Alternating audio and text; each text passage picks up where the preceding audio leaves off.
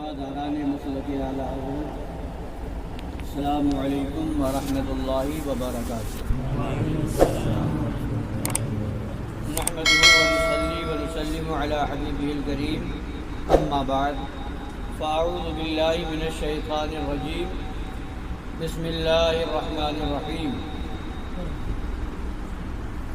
ان اللہ اشترى من المؤمنین انفسهم واموالهم بان لهم الجنہ، صدق اللہ مولانا العظیم وبلغنا رسوله النبی الامین الحبیب الکریم، ونحن على ذلك لمن الشاہدین والشاکرین والحمد للہ رب العالمین۔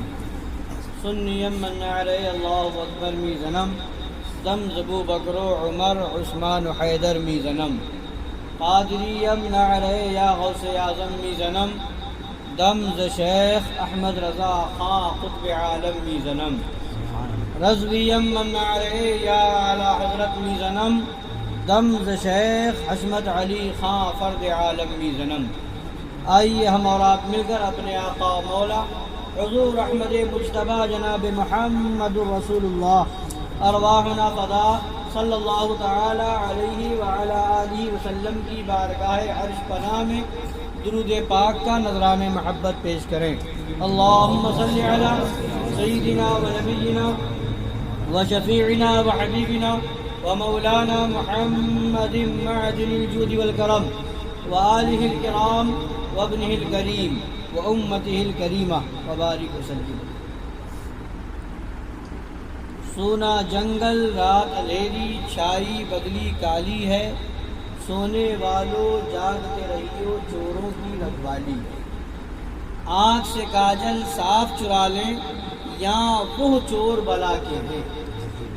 ایسے چور ہیں آنکھ سے کاجل چرا لے جائے، صاف چرا لے جائے، آنکھ سے کاجل صاف چرا لیں یا وہ چور بلا کے ہیں، تیری گٹھری تاکی ہے اور تو نے نیند نکالی ہے، تیری گٹھری تاکی ہے اور تو نے نیند نکالی ہے۔ تو جگاتے رہے اعلیٰ حضرت، سونے والوں جاگتے رہیے، جاگتے رہیے چوروں کی رکھوالی ہے، اور جگاتے رہے مگر ساتھ دینے والے، حق کا ساتھ دینے والے ہر دور میں کم رہے۔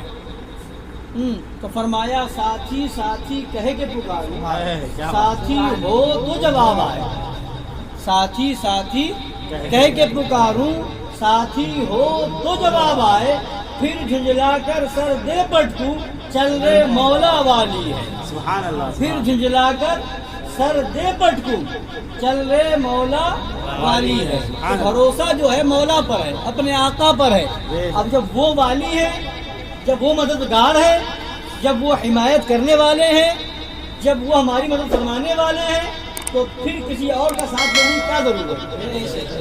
پھر جھنجھلا کے یہ نہیں فرمایا کہ جب ساتھی کوئی نہیں تو ساتھ چھوڑ دو، کام کرنا ہی چھوڑ دو، لوگوں کو بتانا ہی چھوڑ دو، نہیں، فرمایا جب ساتھی نہ ملے پھر بھی اکیلے لگے رہو۔ اب کس کے بھروسے پر؟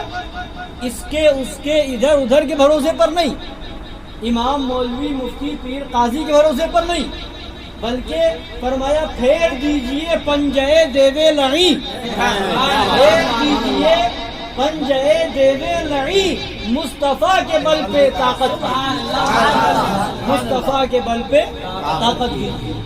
وقت کم ہے اور یہ محفل شریف ہے، سرکار ہمارا مشن بھی یہی ہے کہ سرکار اعلیٰ کا پیغام جہاں تک پہنچا دیا جائے۔ تو آج حالات کے پیش نظر فتاوی رضویہ شریف سے کچھ باتیں آپ کو سنانا چاہتا ہوں۔ سبحان اللہ، یعنی سمجھیے کہ آپ فتاوی رضویہ شریف کے درس کی محفل میں بیٹھے۔ سبحان اللہ۔ ایک سوال آیا سرکار اعلیٰ کی بارگاہ میں 1321 ہجری میں، آج سے تقریباً 120 سال پہلے، جب اس وقت ترکی حکومت کا معاملہ چل رہا تھا، خلافت عثمانیہ کا معاملہ چل رہا تھا، وہاں ان پر بڑا سخت وقت آیا ہوا تھا۔ تو اس وقت پوچھا گیا کہ اس وقت ہمیں کیا کرنا چاہیے، ترکوں کی مدد ہم کیسے کر سکتے ہیں۔ تو اس زمانے کی باتیں جو ہیں وہ آپ اس زمانے میں دیکھیں تو سمجھ میں آئے گا کہ اعلیٰ حضرت اس زمانے میں بھی ہماری رہنمائی فرما رہے ہیں۔ جواب دیتے دیتے آگے فرماتے ہیں، حضور سیدنا سید عالم صلی اللہ علیہ وسلم فرماتے ہیں، لا تزال طائفة من امتی ظاہرین علی الحق لا يضرهم من خذلهم ولا من خالفهم حتى يأتي امر الله وهم على ذلك غالبا. یہ حدیث پاک ہے. کیا مطلب یہ کہ میری امت کا ایک گروہ ہمیشہ حق پر غالب رہے گا. ہمارے اور آپ کے آقا صلی اللہ علیہ وسلم فرماتے ہیں کہ میری امت کا ایک گروہ ہمیشہ حق پر غالب رہے گا. ان کی مخالفت اور رسوائی کرنے والا ان کو ضرر نہ پہنچا سکے گا. مختصر جماعت بھی ہوگی, ایک جماعت ہوگی حق پر قائم ہوگی, مخالف چاہے جتنے ہو جائیں, مگر جو حق پر ہوگا نبی فرما رہے ہیں کہ مخالفت کرنے والے ان کو ضرر نہ پہنچا سکیں گے, کہ وہ گروہ اس کا حکم آنے تک اس پر غالب رہے گا. حتیٰ یأتی امر اللہ, وہ غالب رہے گا کب تک؟ یہاں تک کہ امر اللہ, اللہ کا حکم آ جائے, اللہ کا حکم آنے تک. اب فرماتے ہیں سرکار اعلیٰ رضی اللہ تعالیٰ یہاں حدیث شریف میں فرمایا نا حتیٰ یأتی امر اللہ, اللہ کا حکم آنے, اللہ کا امر آنے. تو فرماتے ہیں یہاں امر اللہ وہ وعدہ صادقہ ہے. حتیٰ یأتی امر اللہ میں حدیث پاک کے اندر جو امر اللہ فرمایا تو وہ کون سا وعدہ ہے؟ فرمایا وہ وعدہ صادقہ ہے جس میں سلطان شہید ہوں گے اور روئے زمین پر اسلامی سلطنت کا نام نہ رہے گا. اللہ نے فرمایا وہ وقت آئے گا کہ سلطان شہید ہو جائیں گے, اسلامی بادشاہ, اور اسلامی سلطنت کا نام بھی روئے زمین پر نہ رہے گا. تمام دنیا میں نصارہ کی سلطنت ہوگی, تمام دنیا میں نصارہ کی سلطنت ہوگی.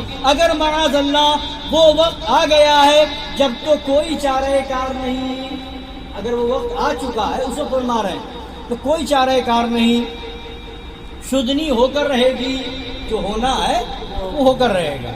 مگر وہ چند ہی روز کے واسطے ہے جو اسلامی سلطنت ختم ہو جائے گی, نام کی بھی نہیں رہے گی, پوری دنیا میں نصارہ کی حکومت ہوگی. تو فرماتے ہیں یہ چند روز کے واسطے, اس کے متصل ہی حضرت امام کا ظہور ہوگا.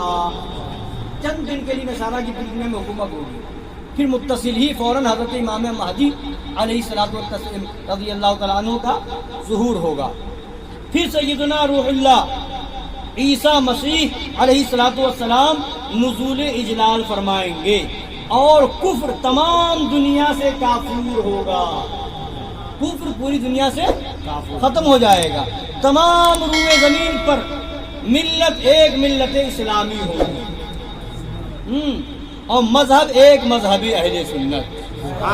فرماتے ہیں غیب کا علم اللہ عز و جل کو ہے. یہ سب خبیث مار دی جائیں گے, بابڑے دیوبندی لابسی قادیانی جتنے ہیں سب جہنم پہنچ جائیں گے. فرماتے ہیں غیب کا علم اللہ عز و جل کو ہے, پھر اس کی عطا سے اس کے حبیب صلی اللہ علیہ وسلم کو.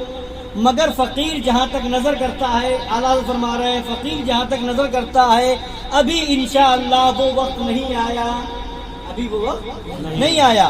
اگر ایسا ہے تو ضرور نصرت الہیہ نزول فرمائے گی اور کفار ملاعنہ اپنے کیفر کردار کو پہنچیں گے. بہرحال فرماتے ہیں بہرحال بندگی بیچارگی, ہم تو بندے ہیں نا اللہ کے, تو ہم بندگی بیچارگی دعا کے سوا کیا چاہ رہا ہے؟ وہی جو ہمارا رب ہے ہماری حالت زار پر رحم فرمائے گا, اللہ رحم فرمائے گا اور اپنی نصرت اتارے. یعنی جھٹکے جو پہنچ گئے ہیں انہی پر زلزلو زلزالاً شدیدہ کو ختم فرما دے. اور الا ان نصر اللہ قریب کی بشارت سنا دے. اب فرماتے, اب سنیے, فرماتے آپ سوال کرنے والے نے پوچھا مسلمانوں کیا کرنا چاہیے. فرماتے ہیں آپ پوچھتے ہیں مسلمانوں کو کیا کرنا چاہیے, اس کا جواب میں کیا دے سکتا ہوں. اللہ عز و جل نے تو مسلمانوں کے جان و مال جنت کے عوض خریدے ہیں. ان اللہ اشترى من المؤمنین انفسهم واموالهم بان لهم الجنہ. آیت کریمہ, بے شک اللہ نے مسلمانوں کے جان و مال خرید لیے ہیں اس بدلے پر کہ ان کے لیے جنت ہے. یہ اللہ تبارک نے فرمایا. اور فرماتے ہیں اللہ نے مومنوں کے جان کو بھی اور مال کو بھی جنت کے بدلے میں خرید لیا. جنت کے بدلے میں خرید لیا. اب فرماتے ہیں مگر ہم ہیں کہ مبی دینے سے انکار اور سمن کے خواستگار. مال دینا نہیں چاہتے اور پیسہ لینا چاہتے ہیں. بھائی جب پیسہ کب ملے گا؟ جب ہم کچھ مال دیں گے نا. خرید و فروخت کا طریقہ ہے, ہم کچھ مال دیں گے تو سامنے ہمیں پیسہ ملے گا, سمن ملے گا. اور ہمارا حال کیا ہے کہ ہم مبی نہیں دینا چاہتے, سامان دینا نہیں چاہتے, اور چاہتے ہیں کہ پیمنٹ مل جائے, پیسہ آ جائے. تو فرماتے ہیں ہندی مسلمانوں میں یہ طاقت کہاں کہ وطن و مال اہل و عیال چھوڑ کر ہزاروں کوس دور جائیں اور میدان جنگ میں مسلمانوں کا ساتھ دیں. مگر مال تو دے سکتے ہیں, اس کی حالت بھی سب آنکھوں دیکھ رہے ہیں. وہاں مسلمانوں پر یہ کچھ گزر رہی ہے ترکستان میں اس وقت کا معاملہ ہے. یہاں وہی جلسے, وہی رنگ, وہی تھیٹر, وہی امنگ, وہی تماشے, وہی بازیاں, وہی غفلتیں, وہی فضول خرچیاں. یہاں وہی ہے, کچھ فرق نہیں پڑا. اور ابھی دیکھ لیجئے لاک ڈاؤن آیا, کتنا بڑا ایک خدا کی بارگاہ سے ایک جھنجھوڑنے والا قہر تھا, خدا کی طرف سے ایک عذاب تھا کہ سنبھل جاؤ. مگر اس کے بعد بھی حکم الہی سنایا جا رہا ہے, حکم نبی پاک صلی اللہ علیہ وسلم سنایا جا رہا ہے کہ نبی نے فرمایا ہے وہابیوں, دیوبندیوں, رافضیوں, قادیانیوں, چکرالویوں کے ساتھ نہ کھاؤ, نہ پیو, نہ اٹھو, نہ بیٹھو, ان کا ساتھ نہ دو, ان کے مسافہ نہ کرو. یہ سب حدیث پاک میں اللہ کے نبی صلی اللہ علیہ وسلم نے حکم دیا ہے. مگر کسی میں کوئی تبدیلی دکھی, کوئی فرق آیا نہیں, وہی امنگ, وہی ڈھنگ. فرماتے ہیں سرکار اعلیٰ ایک بات کی بھی کمی نہیں. فرماتے ہیں اس زمانے میں ابھی ایک شخص نے ایک دنیاوی خوشی کے نام سے 50,000 دیے, ایک عورت نے ایک چینو چنا جرگا کو 50,000 دیے, ایک رئیس نے ایک کالج کو 1.5 لاکھ دیے, اور یونیورسٹی کے لیے جو 30 لاکھ سے زائد جمع ہو گیا ایک رات میں ہمارے اس مفلس شہر سے, بریلی شریف سے, اس کے لیے 26,000 کا چندہ ہوا. بمبئی میں ایک کم درجے کے شخص نے صرف ایک کوٹھلی 26,000 روپے کو خریدی, فقط اس لیے کہ اس کے وسیع مکان سکونت سے ملحق تھی, جسے میں بھی دیکھ آیا ہوں.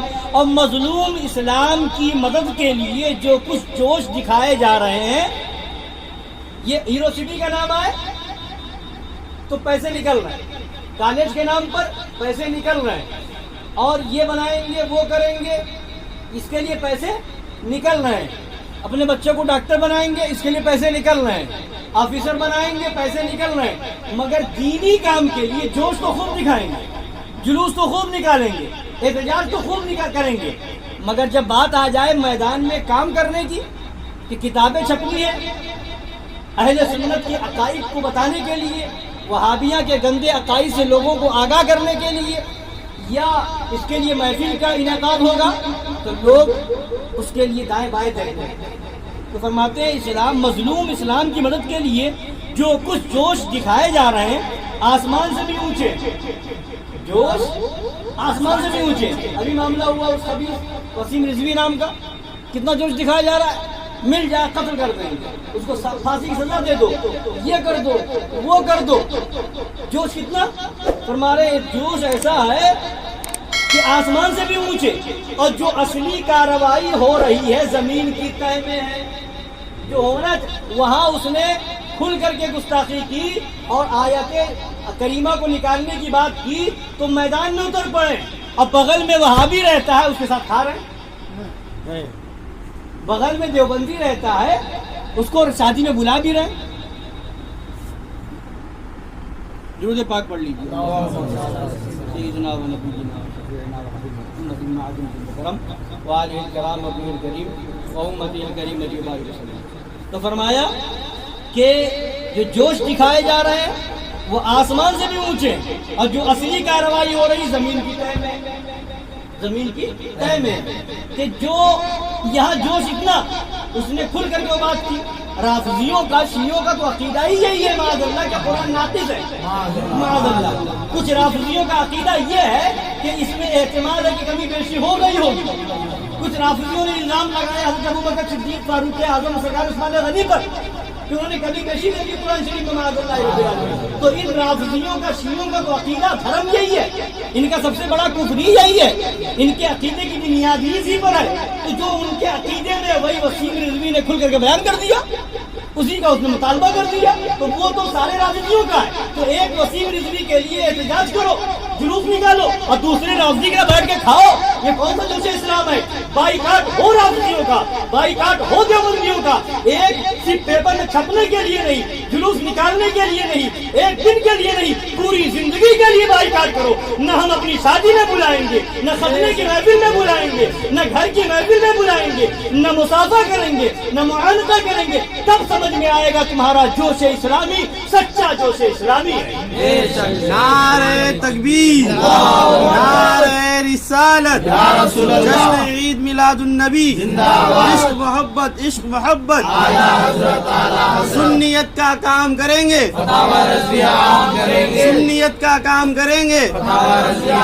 خلیفہ شیر ہندوستان. اب فرماتے ہیں کہ جوش دکھائے جا رہے ہیں آسمان سے بھی اونچے ہیں، اور جو اصلی کارروائی ہو رہی ہے زمین کی تہ میں ہے.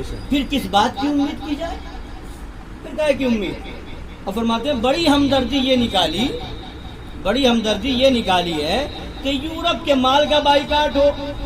ابھی سے پہلے بھی میٹر آیا تھا، تو وہ جو پرچے چھپ رہے ہیں، ہوڈنگیں لگ رہی ہیں، فلیکسیاں چھپ رہی ہیں، کیا پیپسی نہیں پیئیں گے، کوکا کولا نہیں پیئیں گے، ہاں، اور اس کے علاوہ یہاں کے مال کا بائیکاٹ، وہاں کے مال کا بائیکاٹ. فرماتے یہ بہت بڑی ہمدردی نکالی ہے کہ یورپ کے مال کا. اس زمانے میں یہ سب ہو رہا تھا، یہ سب مکر و فریب ہے، سچا معاملہ دل سے ہوتا ہے. ہاں، فرماتے ہیں کہ بڑی ہمدردی یہ نکالی کہ یورپ کے مال کا بائیکاٹ ہو.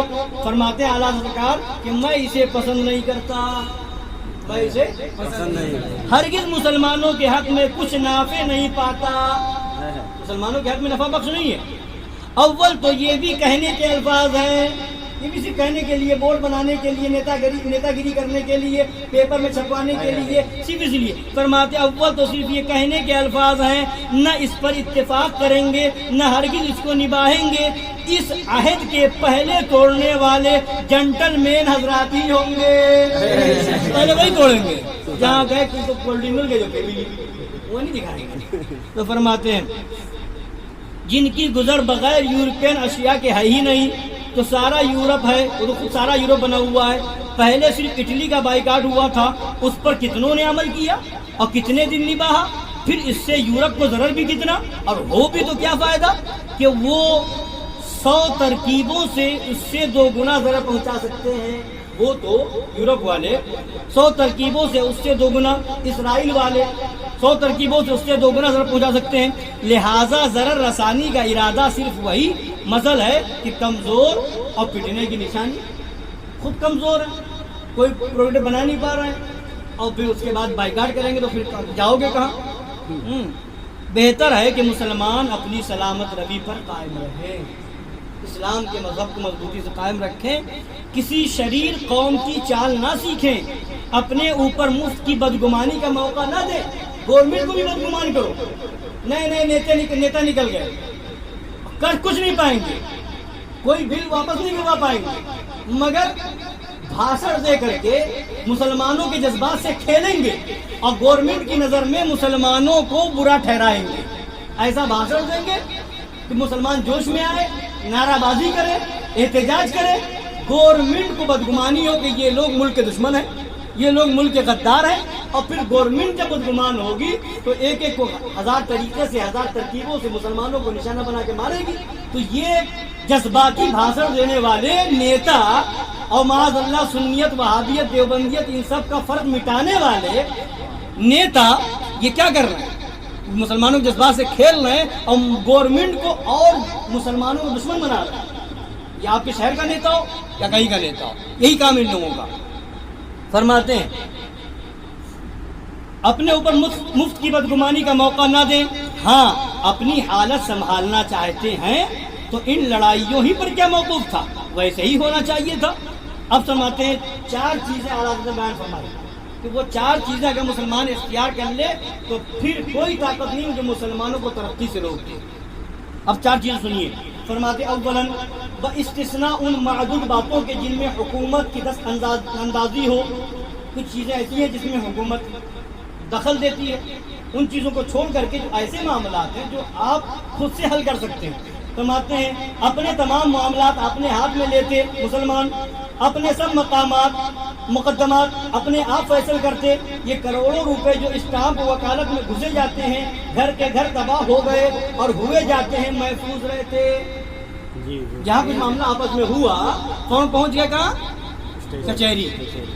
فوراً پہنچ گئے، مقدمہ کر دیا. تو یہ آپس میں اگر مسلمانوں کا معاملہ گھر کا معاملہ آپس میں بیٹھ کے کر لیتے تو 1000 روپے جو خرچ ہو رہے ہیں بچ جاتے نہیں بچ جاتے. فرمایا ایک چیز یہ. دوسری چیز ثانیاً اپنی قوم کے سوا کسی سے کچھ نہ خریدتے.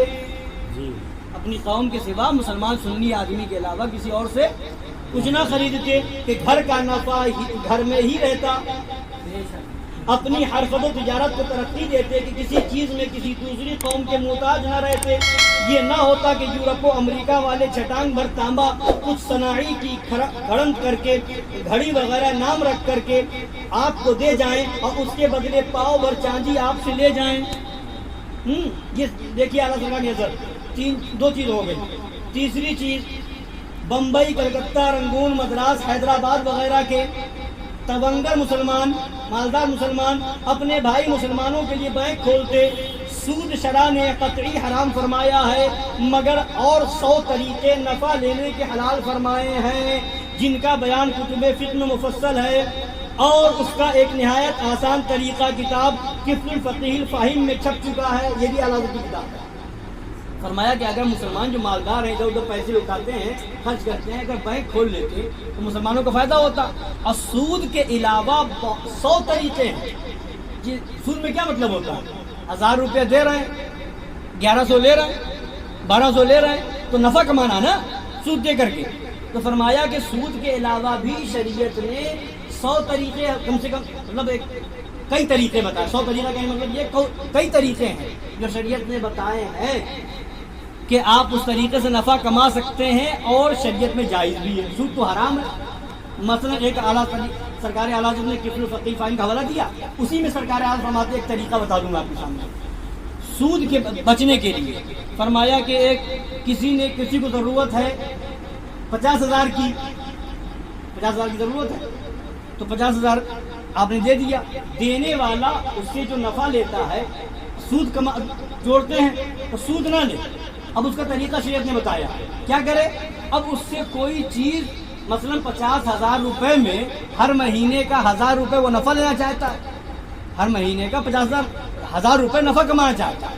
تو کوئی ایسی چیز اس سے لے لے جو 1000 روپے سے زیادہ کی ہو، 1500 کی ہو یا 2000 کی ہو، لے کر کے رکھ لے اور اس سے یہ کہے کہ میں یہ اپنے پاس رکھوں گا، یا لینے والا دے دے کہ یہ میری چیز رکھو اور اس کی حفاظت کے لیے میں تمہیں ہر مہینے 1000 روپے دوں گا. اس کی حفاظت کے لیے میں تمہیں ہر مہینے 1000 روپے دیا کروں گا. تو ادھر اس کو نفع بھی ملتا رہے گا، ادھر سود سے بھی بچ جائے گا، ادھر اس کا کام بھی بن جائے گا، اس کو نفع بھی مل جائے گا اور سود جو حرام ہے اس سے بھی بچ جائے گا. تو شریعت نے یہ قاعدہ بتایا، یہ عمل کرے مسلمان. تو فرماتے ہیں ان جائز طریقوں پر بھی نفع لیتے کہ انہیں بھی فائدہ پہنچتا، ان کے بھائیوں کی بھی حاجت برآتی. نفع ان کو بھی مل جاتا اور جس کو ضرورت ہے اس کو حاجت بھی پوری جاتی اس کی. اور آئے دن جو مسلمانوں کی جائیدادیں بنیوں کی نظر ہوئی چلی جاتی ہیں ان سے بھی محفوظ رہتے. ہاں اگر بنیوں کی جائیداد ہی لی جاتی مسلمان ہی کے پاس رہتی، یہ تو نہ ہوتا کہ مسلمان ننگے اور بنیے تنگے.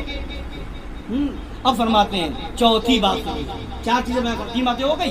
چوتھی بات فرماتے ہیں سب سے زیادہ اہم، سب کی جان، سب کی اصل اعظم وہ دین متین تھا جس کی رسی مضبوط تھامنے نے اگلوں کو ان مدارج عالیہ پر پہنچایا. اگلے جو تھے ہمارے انہوں نے اسلام کی رسی کو، دین کی رسی کو مضبوطی سے تھاما تھا. اس وجہ سے وہ حکومت کر گئے، اس وجہ سے وہ بادشاہت کر گئے، اس وجہ سے ان کی حکومت دنیا میں تھی. اور ہم نے آج دین کو کنارے کر دیا، دین کو دوسرا درجہ دے دیا ہے، دنیا کو پہلا درجہ دے دیا ہے، دنیا کی فکر پہلے ہے. بیٹا کمائے گا کیا، بیٹا کھائے گا کیا، ڈاکٹر نہیں بنے گا تو سیلری کم ہوگی، آفیسر نہیں بنے گا تو پھر سیلری کم ہوگی، مدرسے میں پڑھائیں گے تو کیا ملے گا، دینی تعلیم میں لے جائیں گے تو کیا کرے گا.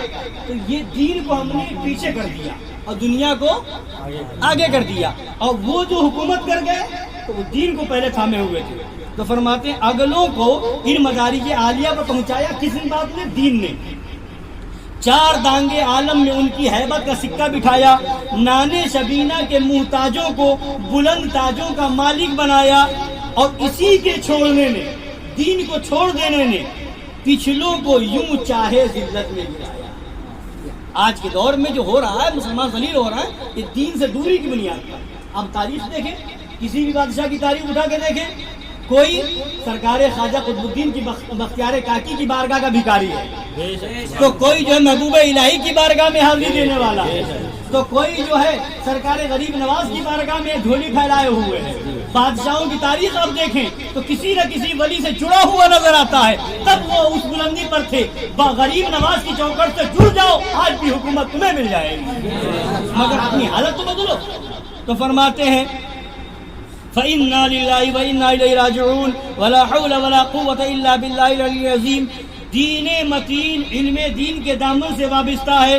علم دین سیکھنا، پھر اسی پر عمل کرنا، اپنی دونوں جہاں کی زندگی چاہتے اور انہیں بتا دیتا. فرماتے اندھو جسے ترقی سمجھ رہے ہو سخت تنزل ہے. آج ذہن بدل چکا، ترقی کسی اور کا نام ہو گیا ہے. فرماتے جسے ترقی سمجھتے ہو، سمجھ رہے ہو سخت تنزل ہے، جسے عزت جانتے ہو اشد ذلت ہے. اب سنیے، فرماتے ہیں اگر مسلمان اگر یہ 4 باتیں اختیار کریں تو انشاءاللہ العزیز آج کی حالت سمجھ جاتی ہے. یہ 4 باتیں مان لیں، آج کی حالت سمجھ جاتی ہے. آپ فرماتے ہیں، اب آپ سنیے، سوال کرنے والے سے فرما رہے ہیں آپ کے سوال کا جواب تو یہ ہے، مگر یہ تو فرمائیے کہ سوال و جواب سے حاصل کیا، جب کوئی اس پر عمل کرنے والا نہ ہو. اب فرماتے اب اس پر تبصرہ بھی فرما رہے ہیں کہ یہ 4 باتیں جو ہیں میں نے بتائی ہیں، اس پر مسلمانوں کا عمل کتنا ہوگا وہ دیکھیے. فرماتے ہیں عمل کی حالت ملاحظہ ہو. اول پہلی چیز جو بیان فرمائی سرکار اعلیٰ حضرت نے وہ کیا تھی، مقدمات وغیرہ کے معاملات اپنے خود فیصلے گھر میں بیٹھ کر کے کریں. تو فرماتے ہیں اول کی حالت کیا ہے، اول پر یہ عمل ہے کہ گھر کے فیصلے میں اپنے دعوے سے کچھ بھی کمی ہو تو منظور نہیں.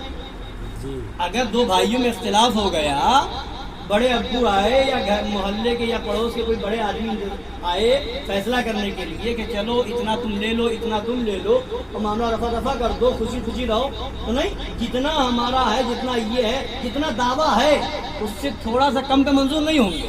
یہ مسلمانوں کی حالت. فرماتے منظور نہیں. اور کچہری جا کر اگرچہ گھر کی بھی جائے، ٹھنڈے دل سے پسند، گرا گرا بھر زمین پر طرفین سے 2-2 ہزار بگڑ جاتے ہیں، کیا آپ ان حالتوں کو بدل سکتے ہیں؟ فرماتے ہیں ان حالتوں کو بدل سکتے ہیں مسلمان. فہل انتم منتہون، کیا تم باز آؤ گے؟ دوسری بات تجارت وغیرہ کی جو فرمائی کہ گھر کا نفع گھر میں رہے، خریدے تو مسلمان سے خریدو. فرماتے دوسری کی کیفیت یہ ہے کہ اول تو خاندانی لوگ حرفت و تجارت کو عیب سمجھتے ہیں.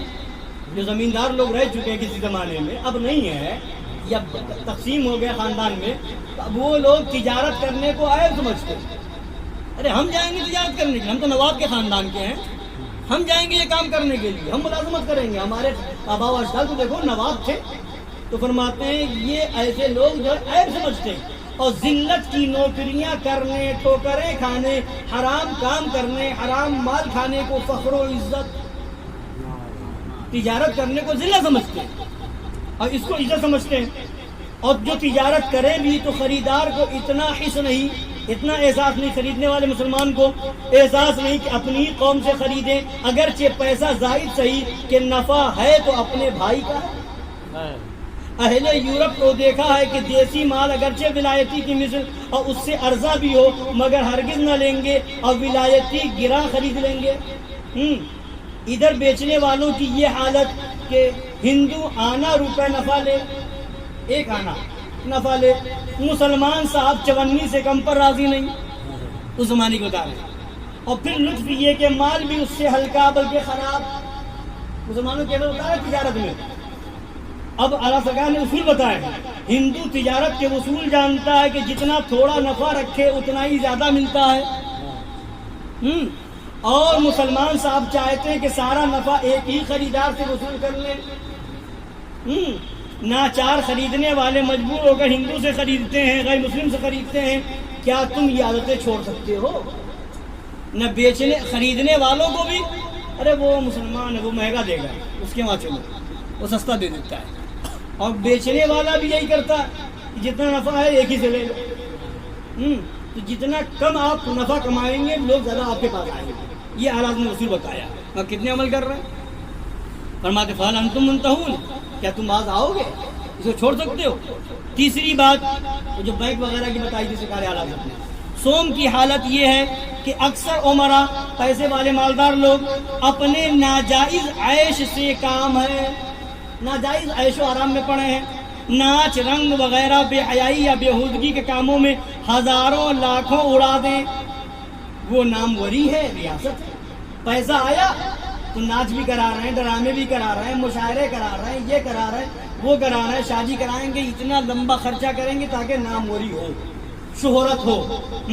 اور مرتے بھائی کی جان بچانے کو ایک خفیف رقم دینا ناگوار ہے نا. یہ پوزیشن مسلمانوں کی. اور فرماتے ہیں جنہوں نے بنیوں سے سیکھ کر لین دین شروع کیا وہ جائز نفع کی طرف توجہ کیوں کریں؟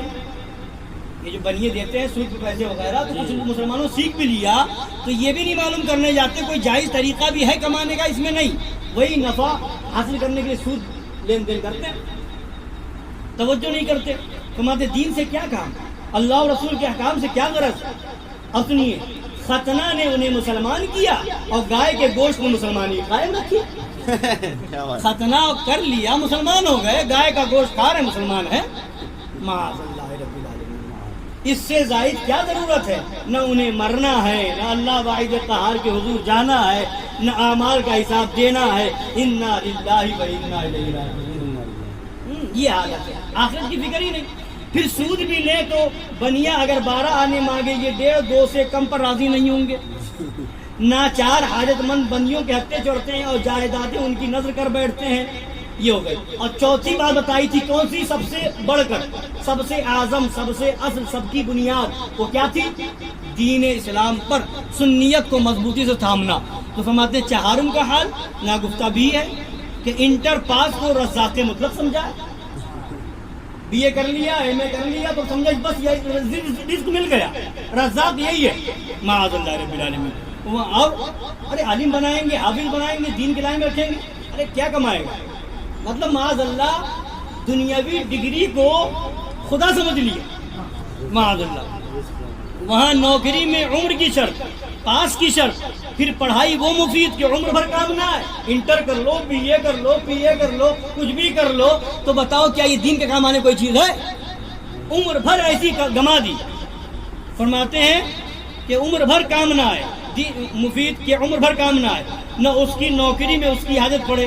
اپنی ابتدائی عمر, ابتدا کی جو بچپنے کی جو کا زمانہ ہے وہی تعلیم کا زمانہ ہے, ابتدائی عمر کے وہی تعلیم کا زمانہ ہے. یوں گواہی انٹر کے چکر میں, بی اے کے چکر میں, ایم اے کے چکر میں, اور دین سے دور رہے.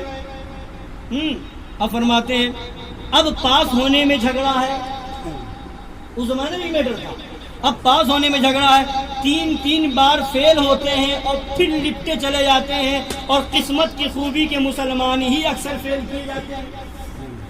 یہی ہوتا ہے نا. پھر تقدیر سے پاس بھی مل گیا تو اب نوکری کا پتہ نہیں, اور ملی بھی تو سری ذلت کی, پٹری صاف کرنے کی, گیٹ کیپر کی, چپراسی کی, یہ سب نوکریاں اکثر مل جاتی ہے معاذ اللہ مسلمانوں کو. ذلت کی, اور رفتہ رفتہ دنیاوی عزت کی بھی پائی. اگر دنیاوی عزت والی بھی پائی تھوڑا بڑے عہدے پر, تو ایسی کہ عند الشرع 1000 ذلت, شریعت کی نظر میں 1000 ذلت. کہیے پھر علم دین سیکھنے اور دین حاصل کرنے اور نیک و بد میں تمیز کرنے کا کون سا وقت آئے گا؟ کون سا وقت آئے گا جب آپ سمجھ پائیں وہابیوں کا حکم کیا ہے؟ وہ کون سا وقت آئے گا جب سمجھ پائیں گے دیوبندیوں کا حکم کیا ہے, کیا شریعت حکم لگاتی ہے؟ لا جرم نتیجہ یہ ہوتا ہے کہ دین کو مضحکہ سمجھتے ہیں. پڑھ لیے, یونیورسٹی سے پڑھ کے آ گئے, کالج سے پڑھ کے آ گئے, اب کیا, ارے یہ ملا, ارے بھائی پرانی بات میں بیٹھے, اس کے ساتھ نہ بیٹھو, اس کے ساتھ نہ بیٹھو, دنیا کہاں سے کہاں چلی گئی کہ اسی میں پڑے ہوئے, مذاق بناتے ہیں. یہ حالت ہوتی ہے. دین کو مضحکہ سمجھتے ہیں. اپنے باپ دادا کو جنگلی, وحشی, بے تمیز, گنوار, نالائق, بےہودہ, احمق, بے خیرت جانتے ہیں. باپ کو بھی بیوقوف سمجھتے ہیں. اگر دین کی بات بتائے تو بے وقوف, اگر شریعت کی بات بتائے تو ناسمجھ, احمق, معاذ اللہ ربا, بفرض غلط. اگر یہ ترقی بھی ہوئی تو نہ ہونے سے کروڑ درجے بدتر ہوئی, نہ ہونے سے کروڑ درجے بدتر ہوئی. کیا تم علم دین کی برکتیں ترک کرو گے؟ فہل انتم منتہون, تو کیا تم باز آؤ گے؟ تو فرماتے ہیں یہ وجوہ ہیں, یہ اسباب ہیں مسلمانوں کی جو آج حالت ہے. مرض کا علاج چاہنا اور سبب کا قائم رکھنا حماقت نہیں تو کیا ہے؟ مرض کا علاج بھی چاہیے اور جو وجہ ہے اس کو دور بھی نہیں کرنا ہے. سردی ہے, سردی ختم بھی کرنا چاہتے ہیں اور کولڈ ڈرنک بھی چل رہی ہے, ٹھنڈا پانی چاہیے. تو فرماتے ہیں مرض کا علاج چاہنا اور سبب کا قائم رکھنا حماقت نہیں تو کیا ہے؟ اس نے تمہیں ذلیل کر دیا, اس نے غیر قوموں کو تم پر ہنسوایا, اس نے جو کچھ کیا وہ اس نے, اور آنکھوں کے اندھے اب تک اس اوندھی ترقی کا رونا روئے جاتے. ہائے قوم, وائے قوم, یعنی ہم تو اب یہ پڑھ کر کے آئے یونیورسٹی سے, ارے تم یہی پڑھے ہو, ترقی ہوگی کیسے جب تک یہ نہیں کرو گے, جب تک وہ نہیں کرو گے. ہائے قوم, وائے قوم. اب لوگوں کو بہکاتے ہیں. جو شریعت کی بات پر عمل کرتے ہیں وہاں بھی کوئی شرکت نہیں کرتے, دیوبندی جس دعوت میں دیوبندی اس میں نہیں جاتے ہیں.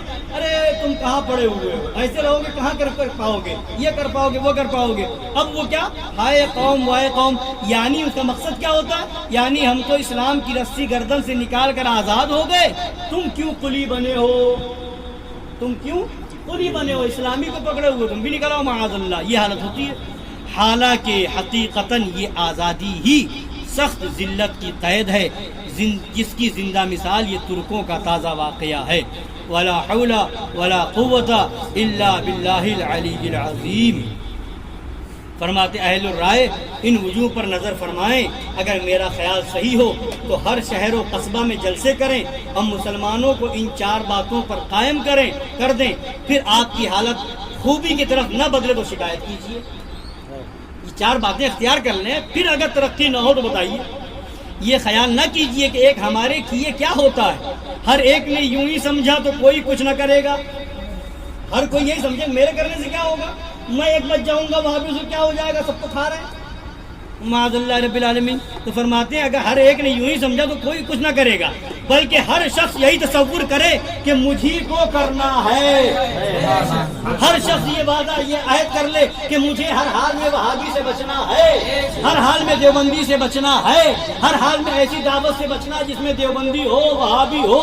تو فرماتے ہیں ہر کوئی یہ تہیہ کر لے, یہ ارادہ کر لے کہ یہ کام مجھے کو کرنا ہے, یوں انشاءاللہ تعالی سب کر لیں گے. چند جگہ جاری تو کیجئے, پھر خربوزہ کو دیکھ کر خربوزہ رنگ پکڑتا ہے. خدا نے چاہا تو عام بھی ہو جائے گا. اس وقت آپ کو اس کی برکات نظر آئیں گی.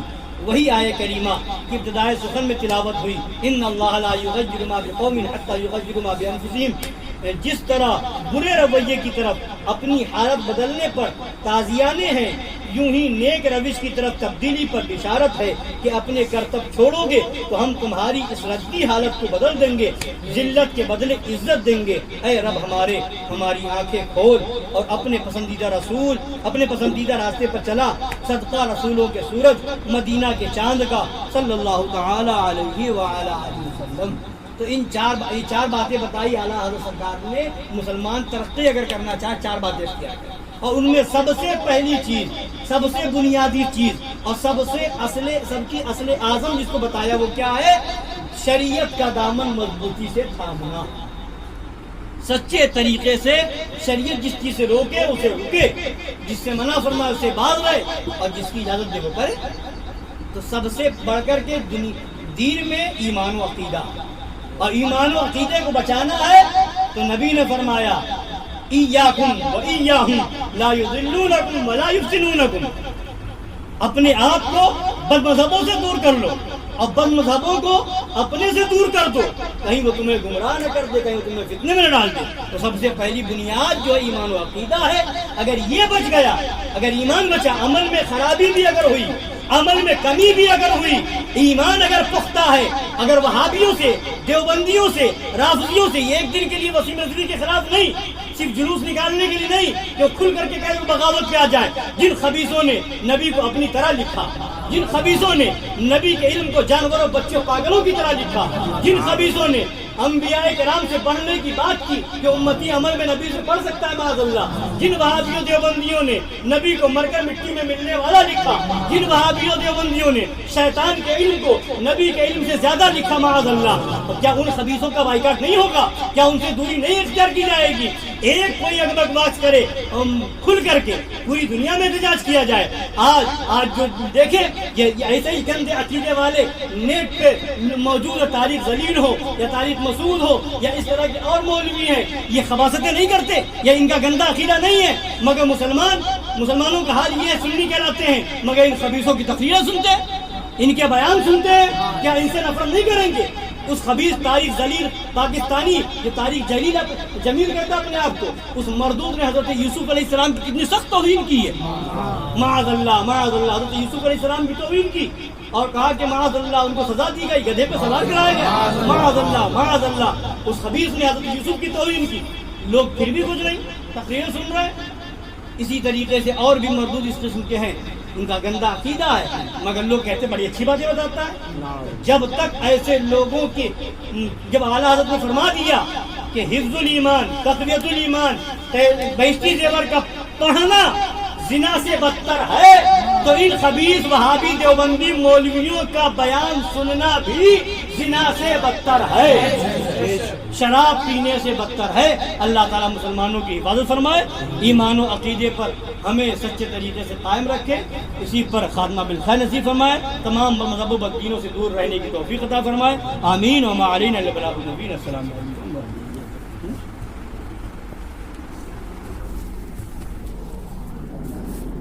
کعبے کے بدر و دجا تم پہ کروڑوں درود، طیبہ کے شمس و ضحیٰ تم پہ کروڑوں درود، اور کوئی غیب کیا تم سے نہاں و بلا، اور کوئی غیب کیا تم سے نہاں و بلا، جب نہ خدا ہی چھپا تم پہ کروڑوں درود، جب نہ خدا ہی چھپا تم پہ کروڑوں درود، تم ہو شفائے مرض خلق خدا خود غرض، تم ہو شفائے مرض خلق خدا خود غرض، خلق کی حاجت بھی کیا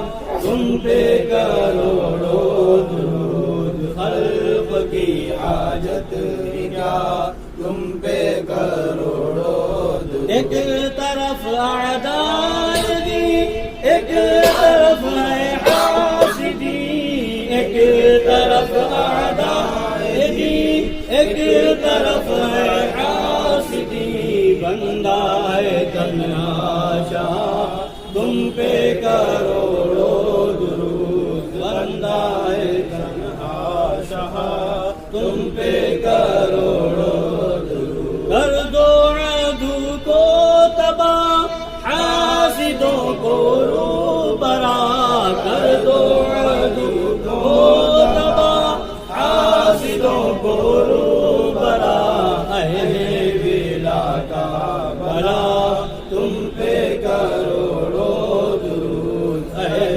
ولا کا بھلا تم پہ کروڑوں درود،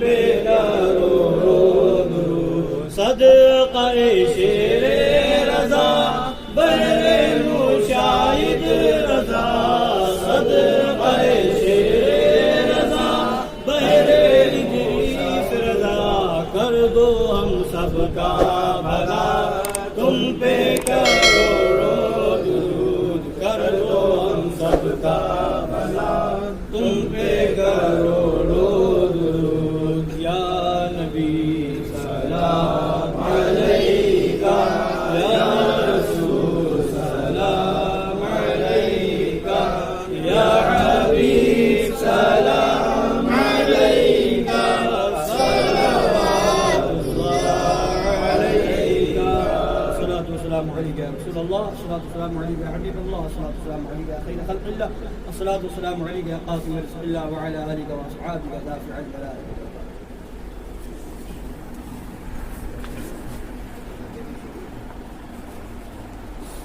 صلی اللہ علیہ نبی النبی والی صلی اللہ علیہ وسلم السلام علیکم یا رسول اللہ صلی اللہ علیہ وسلم مولا تبارک تعالیٰ پروردگار عالم اس محفل پاک کو قبول فرما لے مولا تبارک تعالیٰ اس محفل پاک کے ادب و احترام میں بیٹھنے اٹھنے میں بولنے میں پڑھنے میں سننے میں کسی قسم کی کوئی لفظ غلطی خطا عمدن خطا صاحبا لفظ معنا کسی طور پر ہو گئی تو مولا ہم سب تیری بارگاہ میں توبہ کرتے ہیں استغفر اللہ ربی من کل ذنب واتوب الیہ مولا ہماری غلطیوں کو خطاؤں کو معاف فرما دے مولا اس محفل پاک کو قبول فرما لے مولا ہم سب کی تمام حاضرین کی اور جو کسی وجہ سے نہ آ سکے ہم سب کی مولا بال بال مغفرت فرما دے مولا ہم سب کو دین و دنیا کی برکتوں سے مالا مال فرما دین و دنیا کی بے شمار برکتوں فرحتوں مسرتوں خوشیوں سے مالا مال فرما مولا جو بیمار ہوں قرض دار ہوں جو بیمار ہوں مولا شفاء کلی عطا فرما جو قرض دار و بار قرض رشید عطا فرما دے جو باروزگار ان کی روزی میں دن 11ویں رات 12ویں ترقی عطا فرما مولا ہم سب تمام سنی مسلمانوں کو حاسدین کے حسد سے ظالموں کے ظلم سے بدنظروں کی بدنظری سے ساحرین کے سحر سے شریروں کے شر سے شیاطین کے مکر و قید و فریب و شر سے مولا بچنے کی توفیق نبی عطا فرما